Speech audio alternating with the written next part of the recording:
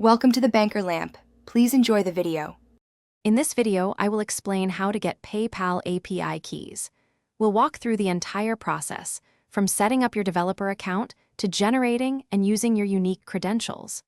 This guide will help you integrate PayPal's powerful payment solutions into your applications seamlessly.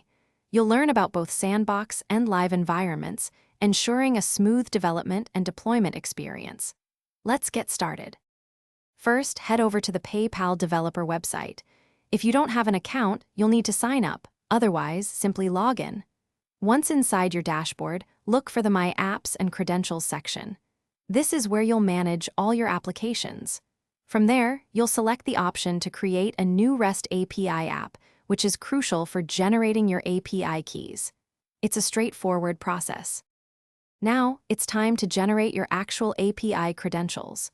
You'll have the choice between a sandbox environment for testing and a live environment for real transactions.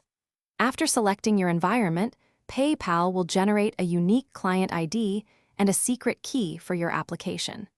These two pieces of information are vital for authenticating your requests.